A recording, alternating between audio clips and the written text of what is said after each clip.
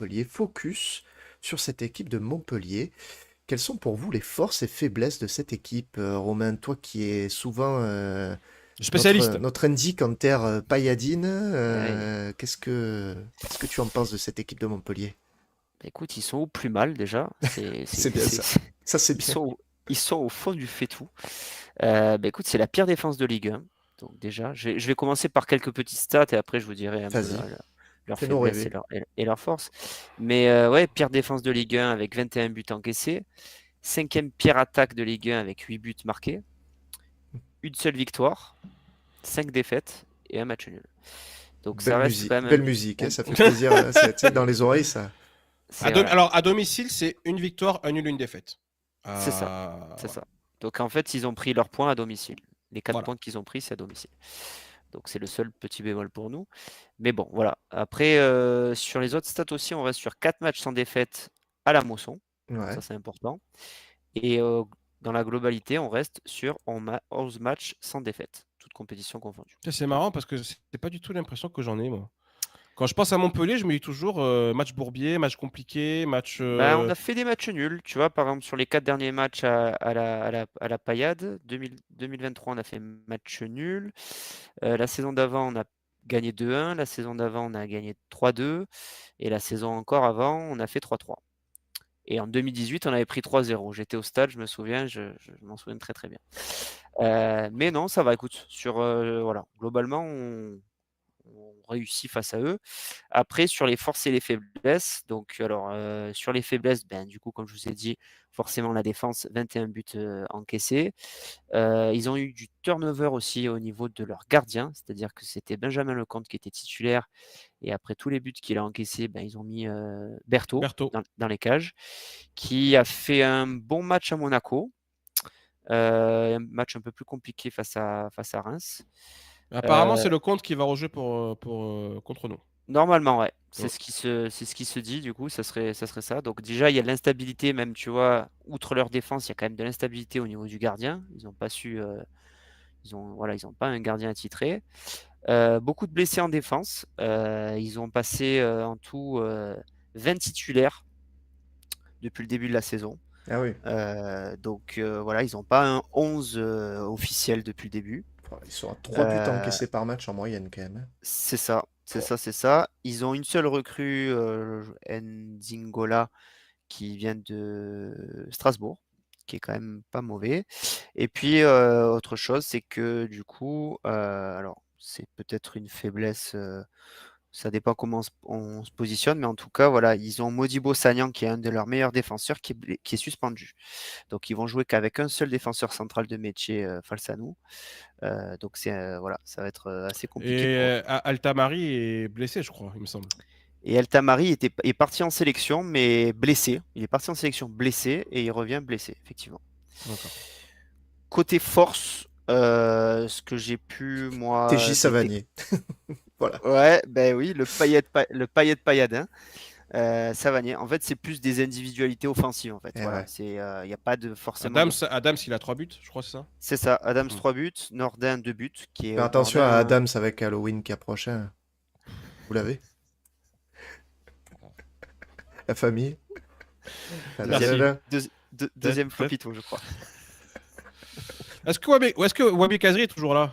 Toujours, Parce que toujours, alors lui, quand il joue contre nous, c'est des nazars. Hein. C'est toujours, mais il fait banquette. C'est Il fait incroyable ça. banquette. Hein.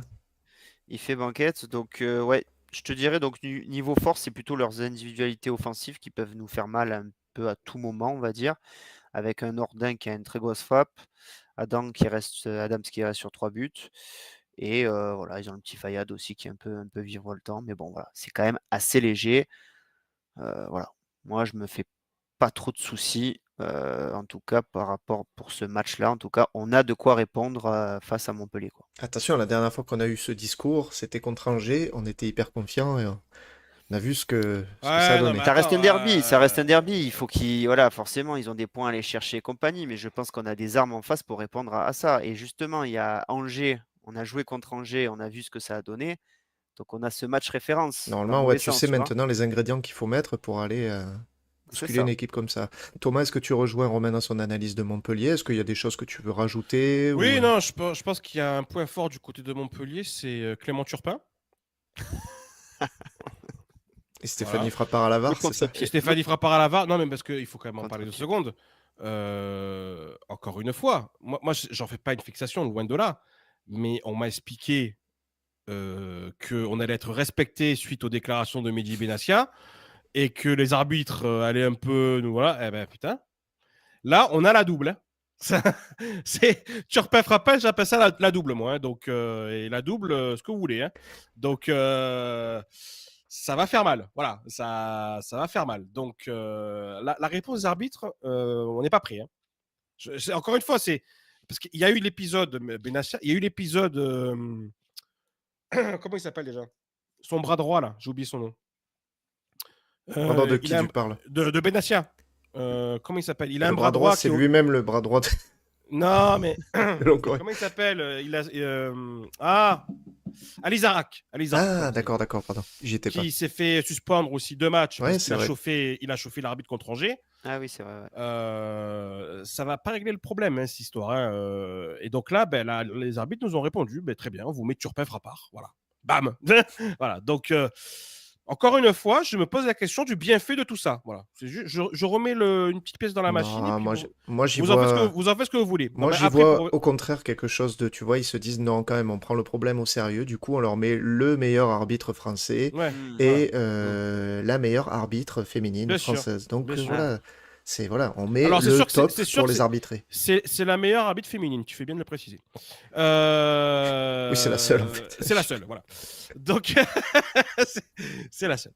Non, mais voilà. Après, pour le reste, force et faiblesse, c'est vrai que bon, le truc des matchs à Montpellier, moi, j'ai toujours, en fait, l'analyse. J'aime bien toujours analyser, c'est vrai, force et faiblesse de l'équipe qu'on va jouer. Mais le match à Montpellier, j'ai toujours l'impression que tu peux un peu mettre ça à la poubelle. Tu sais très bien qu'en face, ils vont être surmotivés, les mecs, Mm. et qu'ils vont surperformer sur un match, et ça sera contre nous. Alors après, on perd pas, mais on gagne pas non plus. Tu l'as dit, on fait des matchs nuls, etc. Mm. Donc, ok, en plus, on sait que 2 heures Carrion, c'est catastrophique, c'est imbuvable, C'est Je le meilleur déteste. entraîneur mec, de. il de est Julien. il est increvable, le mec. J'adore Mais Julien. c'est horrible. C'est de l'anti-football au possible. Ah, je mais Il est déteste. fan. mais Julien, il est fan. c'est Ah, une j'ai catastrophe. toujours détesté cet entraîneur, quoi. Mais tu vas voir que contre nous, ça va être Arsenal. Ah Voilà. oui. Préparez-vous à ça. Donc, c'est pour ça que voilà, les forces et faiblesses, tu vois, Teddy Savanier, on sait que c'est un très bon joueur. Les coups de pied arrêtés, il va falloir faire très attention sur ça. C'est ça. Parce que ça peut très bien être un vieux 1-0 tout pété qui nous colle à la 88e sur un coup franc de Teddy Savanier. Voilà, tu vois, ça peut très bien être ça. Parce que s'ils nous mettent un but, c'est qu'on a du mal à. Tu vois, ça peut très bien être un truc comme ça. Il Hein. fait Voilà. pas un très très bon début de saison non plus, lui aussi. Non, Donc, mais tu vois, bon, voilà. c'est comme le mec d'Angers. Hein. Je sais même plus comment il s'appelle, le gars. Ouais, C'est un bon tireur de coup franc, il te l'a mis. Voilà. Donc, Teddy Savanier, tu sais très bien que c'est un très bon tireur de coup franc. Il peut te la mettre même s'il n'est pas en forme. Donc, les forces et les faiblesses de Montpellier, j'ai envie de te dire, sur ce match-là, moi, je mets ça un peu de côté. Ça va se jouer à l'agnac, à la motivation. Va falloir concrètement les poser très clairement dès le départ. Voilà. Et leur montrer qu'ils n'ont aucune chance. Moi C'est ce que je l'on attend. je le vois comme ça. Si C'est tu ça. commences à leur mettre un poil de confiance et les laisser ne serait-ce qu'un peu jouer au ballon, attention. Attention. Je vois Méfie. beaucoup aussi passer son nom effectivement dans le chat et on avait prévu, vous vous en doutez, d'en parler, c'est Eli Wahi. Eli Wahi qui revient à la Mosson. Il est attendu là, ça y est, il est vraiment au cœur du débat. Là, c'est réveil obligatoire là, non, pour Wahi sur son ancien jardin, Thomas. Tu aimes bien parler de Wahi, toi, en Oui, général. j'aime bien. Oui, en plus, j'aime beaucoup. Oui. Alors, c'est vrai que moi, je suis spécialiste du gars qui pense que toujours le gars aime bien jouer contre ses anciennes équipes et marquer. Voilà. On a Rouli aussi, hein. On a Roulé Eh aussi. oui. Alors, Roulé, à mon avis, il ne marquera pas. Mais, Non, mais il peut être décisif. Il peut être décisif. Wahi, écoute. S'il y a un match, effectivement, où il doit se réveiller et s'il doit avoir un signe du destin, c'est ce match-là. Effectivement. C'est son jardin. Rappelons quand même qu'il avait fait une saison avant de partir à Lens, c'était 19 buts, 9 passes D, hein. Ouais. C'est ça. Donc c'est quand même voilà, je l'ai beaucoup taillé, mais en Ligue 1 à Montpellier, faire 19 buts, 9 passes D, C'est c'est énorme. très A- fort. Après Delors et Laborde. Hein, parce que Voilà. du Et coup, c'était ouais. il y a 2 ans, hein. C'était pas non plus il y a 10 ans, hein. C'était il y a 2 ans. Voilà. Pour que j'amène un peu de positivité avec le Kawaii. Moi, Wai, en fait, j'ai l'impression surtout que c'est une histoire de confiance en soi. Euh, j'ai l'impression qu'en fait, dans ses entrées, dans ce qu'il a montré, j'ai l'impression qu'il a absolument pas du tout confiance en lui et pas du tout confiance en ses qualités. Et ça, c'est un problème quand même qui est très profond. C'est-à-dire que si lui, il n'a pas confiance en lui, il n'y a personne qui aura confiance en lui. C'est-à-dire, si tu n'as pas confiance en toi, tu coules. Voilà. Et surtout dans un club olympique de Marseille. Donc, si tu veux pouvoir te relancer et pouvoir te dire que tu peux être l'attaquant numéro 1 de l'Olympique de Marseille, parce qu'il y ait un débat de se dire qu'il peut avoir un challenge entre Wai et Mopé, avec tout le respect que j'ai pour Mopé, qui est un bon joueur, mais Wai, moi, je suis à la place de Wai, c'est une insulte de me dire que Mopé, c'est un concurrent. Tu vois ce que je veux dire? Oui, ben C'est normalement, il est censé avoir beaucoup plus de talent, hein, on est mais dans d'accord. le niveau, dans le talent, dans le niveau, mais Wai, il est largement dessus. Mhm. Donc là, on se pose la question et de se dire, putain, Mopé, il est pas là pour Montpellier, c'est grave, tu vois. Donc là, Wai, j'espère qu'il s'est passé quelque chose là pendant la trêve. J'espère qu'il a fait un reset. Petite Et surtout discussion. que, voilà, il y a un truc de se dire, ouais, non, mais après, je me suis pas renseigné, je sais pas s'il y a eu cette discussion avec les dirigeants, mais j'imagine qu'il y a dû y avoir quelque chose. Mais surtout de se dire, il faut que ce garçon prenne confiance en lui Mhm.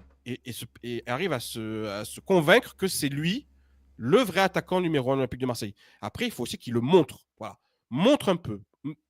Peut-être surjoue un peu, mais surtout montre de la motivation, de l'envie. Si on L'engagement, voit, etc. si on voit que tu es là, que tu es de l'engagement, que tu te bats sur chaque ballon et que tu n'es pas là à être hors jeu une fois sur deux et que tu te replies en marchant, ça va gonfler tout le monde très rapidement, cette histoire. Voilà. Et surtout au prix où on l'a payé. Parce que c'est toujours pareil. Hein. Il coûterait 5 millions d'euros, on n'en parlerait pas. Là, il coûte 30 millions d'euros. Et ouais. Donc, Wai, oui, c'est un réveil qui est obligatoire. Là, c'est contre Montpellier. Mais bon, s'il se réveille contre Paris, ça me va aussi. Hein. Mais ce que je veux dire, c'est que il doit reprendre confiance en lui. Je pense que ce garçon n'en a pas confiance en lui encore aujourd'hui. Et il doit se convaincre qu'il est légitime à être attaquant numéro 1 à Olympique de Marseille. Ouais, je te rejoins à 100%. Romain, qu'est-ce que tu en penses? On a Django qui nous dit c'est la 8e journée. Il est temps qu'il mette son deuxième but. Ouais, bah écoute, c'est le match parfait. Hein. Comme tu l'as dit, Thomas, il revient à la Mosson. Il a quand même des bons souvenirs là-bas. Donc voilà, il y a Mopé qui est absent. Donc il a quand même, ouais, il y a plusieurs facteurs qui font que voilà, tout est réuni pour que ça se passe bien. Après, il a aussi une carte à jouer dans le sens où je crois que Mopé, il a pris qu'un match de suspension, si je me souviens bien. Donc ce qui veut dire que du coup, il sera disponible contre Paris. Donc il a aussi une carte à jouer, il faut qu'il se montre. C'est-à-dire que s'il fait un gros match à Montpellier, ça sera certainement lui qui sera titulaire face à Paris Ouais, aussi, tu vois? Donc voilà, il y a aussi cet enjeu-là. Et comme tu l'as dit Thomas, tu vois, je me l'étais noté, j'ai envie de voir quelque chose de Wai parce que ça fait 4-5 matchs qu'on ne voit rien, absolument rien. c'est ça. Donc moi j'attends du mouvement, j'attends des appels, j'attends des courses, j'attends de la profondeur, j'attends des occasions créées, j'attends des tirs et j'attends un but. Voilà, j'attends quelque chose parce que les derniers matchs, c'était le néant, franchement. Et le pire, je pense que le pire pour moi, c'est Lyon. J'en reviens encore Ah à ouais, Lyon, dans ouais. l'attitude. Ce match était Euh, catastrophique. il n'a Ouais. pas mouillé le maillot. Voilà, Hmm. il n'a pas mouillé le Alors que maillot. ses À adversaires un étaient moment, dans tes coéquipiers sont dans la difficulté, c'est c'est là qu'il faut ça. montrer, quoi. C'est ça, On c'est avait ça, besoin de lui à ce moment-là. Hein. Hmm. c'est ça. Donc c'est là où je lui en veux le plus. Angers, Euh, Angers, c'est il te pisse dessus quand même aussi. Hein. Angers, ouais, c'est vrai qu'Angers, tu étais remonté là-dessus. Casper aussi contre Angers. Mais bon, voilà. Donc, pour résumer la chose, oui, on attend de voir quelque chose, enfin quelque chose de Eli Wahi. Ouais.